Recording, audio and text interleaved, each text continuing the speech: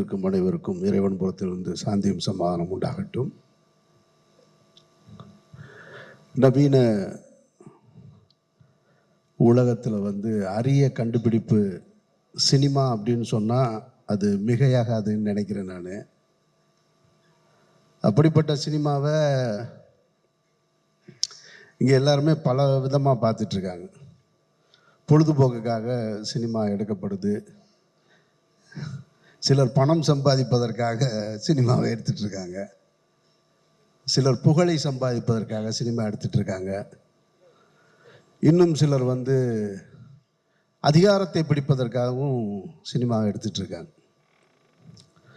அதில் சினிமா என்பது தான் பேச நினைக்கிற அரசியல், தான் சார்ந்திருக்கிற அரசியல் அப்படின்ற எண்ணத்தோடு அணுகுகிற சில இயக்குநர்கள் இருக்காங்க. அது வெற்றிமாறன் இருக்கார், ரஞ்சித் இருக்கார், அந்த வரிசையில் மாரி செல்வராஜ் இருக்கார். நானெல்லாம் திரையில் அரசியல் பேசுகிற ஆள் கிடையாது, தரையில் மட்டும்தான் பேசுகிறது, அதனால் திரைக்கு போகிறதில்ல. அந்த வகையில் வாழை மாரி செல்வராஜ் பேச நினைக்கிற அரசியலாகத்தான் அந்த படத்தை பார்த்தேன். வாழ்க்கையில் இந்த ஒரு ஆணுக்கு பெண் மேலே ஈர்ப்பு வர்றது சின்ன வயசுலேருந்து வரும். அது திருமணமாகிற நேரத்தில் பொண்ணு எப்படா வேணும்னு கேட்டால் ஆண் சொல்லுவான் எங்கள் அம்மா மாதிரி வேணும்பான். பெண்கள்கிட்ட கேட்டால் எங்கள் அப்பா மாதிரி ஒரு மாப்பிள்ளை வேணும்னு சொல்லுவாங்க. இன்னும் சிலர் எங்கள் டீச்சர் மாதிரி வேணும்னு கேட்பாங்க. அதில் மாரி செல்வராஜ் சின்ன வயசுலேயே அவருடைய டீச்சரை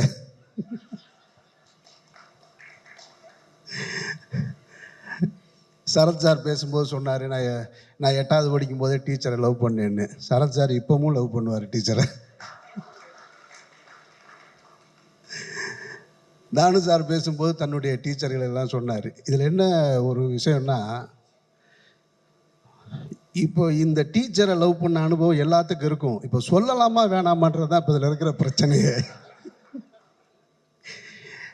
நானும் லவ் பண்ணியிருக்கேன். இப்போ என் கதையை மாறி எடுத்துட்டாருன்னு எப்படி போய் சொல்கிறது நான்? ஏன்னா எல்லாரும் லவ் பண்ணியிருக்கோம். இப்போ என் கதையை திருடி எடுத்துட்டாருன்னு சொல்ல முடியாது. இல்லை இதை பார்த்துட்டு இது என் கதைன்னு சொல்லி உரிமை கொண்டாடவும் முடியாது. ஒருத்தர் எடுத்துட்டாரு, சொல்லிட்டாரு, முதல்ல சொல்லியிருக்கணும், நம்ம சொல்லாமல் விட்டுட்டோம். நான்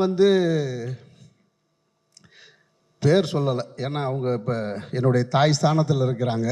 அந்த டீச்சர் நான் இப்போ பேர் சொல்ல முடியாது. நான் லவ் பண்ணியிருக்கேன். மாரி செல்வராஜ் அந்த படத்தில் அந்த பையன் பேர் என்ன, அந்த கதாபாத்திரம் சின்ன பையன் இருக்கான் இல்லையா, அவன் எப்படி கர்ச்சிப்பெல்லாம் முகர்ந்து பார்த்தானோ அது மாதிரி நான் உங்களுக்கு பின்னாடி உட்காந்து அவங்க சேலை முந்தானையெல்லாம் பிடிச்சி பார்த்துருக்கேன். அதாவது இதை பார்த்துட்டு இன்னொரு டீச்சர் பார்த்துட்டாங்க.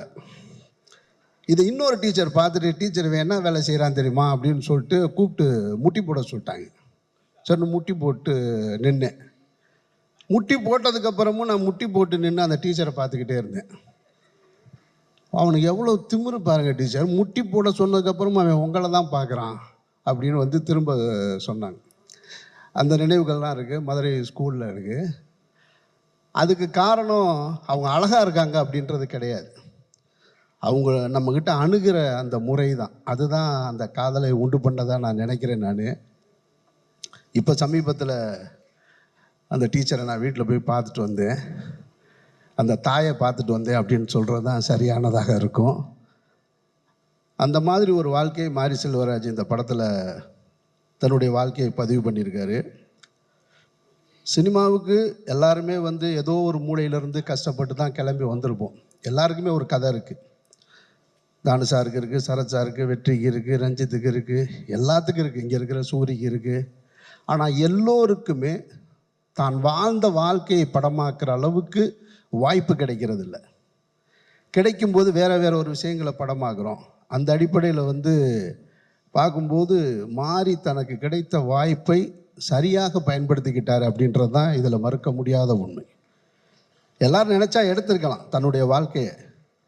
ஆனால் மாறி மட்டும்தான் தனக்கான தான் பார்த்ததை இதை படம் பண்ணியே ஆகணும்னு ஒத்த காலில் நின்று இந்த படத்தை எடுத்திருக்காரு. மாரி வாழ்த்துக்கள். இந்த படத்தின் மூலமாக நீங்கள் எவ்வளோ பணம் சம்பாதிக்க போகிறீங்கன்னு எனக்கு தெரியாது. ஆனால் ஒரு பாரதி ராஜா சொன்னது போல், இன்னும் பல பேருடைய எண்ணத்தில் இருக்கிறது போல், உங்களுக்கான அந்த அடையாளத்தை ஒரு இயக்குனராக நீங்கள் அடைவீர்கள் என்பதில் நானும் நம்புகிறேன். சசி பேசும்போது சொன்னார், மாறி தோக்கவே மாட்டான் அப்படின்னு சொல்லிட்டு.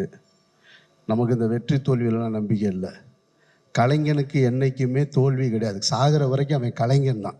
அவனுக்கு என்ன வெற்றி தோல்வி அதெல்லாம் ஒன்றுமே கிடையாது. சாகும்போதும் அவன் கலைஞன் தான். உங்களுடைய படைப்பு, உங்களுடைய சிந்தனை மக்களிடத்தில் எப்படி போய் சேர்ந்துச்சோ, பிசி சார் சொல்லும்போது சொன்னார் பாருங்க, நான் இந்த வாழ்க்கையெல்லாம் நான் பார்த்ததில்லைன்னு, நான் திரையின் மூலமாக பார்க்குறேன்னு. அந்த மாதிரி கொண்டு வந்து சேர்க்குற ஒவ்வொருத்தருமே கடைசி வரைக்கும் வெற்றியாளர்களாக தான் இருப்பாங்க. மாரிக்கு என்னுடைய வாழ்த்துக்கள். இந்த மேடையை இன்னொருத்தருக்கு வாழ்த்து சொல்கிறதுக்கு பயன்படுத்திக்கிறேன். ரஞ்சித்துக்கு. ஆனால் தங்கலான் படம் பார்த்துட்டு இப்போ அவருக்கு நான் ஃபோன் பண்ணல. ஒரு மிகப்பெரிய உழைப்பை கொடுத்துருக்க ரஞ்சித்துக்கு என்னுடைய நெஞ்சார்ந்த வாழ்த்துக்கள். நான் நடிகர் விக்ரமோட ரொம்ப நெருக்கமான ஒரு ஆள், ஆனால் ரொம்ப தூரமாக இருக்கிற ஒரு ஆள், ரெண்டுமான ஆள். நான் காசி படம் பார்த்துட்டு அவருக்கு ஃபோன் பண்ணேன். அதுக்கப்புறம் இப்போ வரைக்கும் நான் ஃபோன் பண்ணவே இல்லை. எந்த படம் பார்த்துட்டு தங்கலான் பார்த்துட்டு நான் வீட்டுக்கு போய் ராத்திரியில் என்னோடய வாட்ஸ்அப்பில் ஒரு ஸ்டேட்டஸ் வச்சேன், தமிழ் சினிமாவுக்கு பெருமை சேர்த்த கலைஞன் அப்படின்னு. சினிமா அவரை கொண்டாடுதில்லை,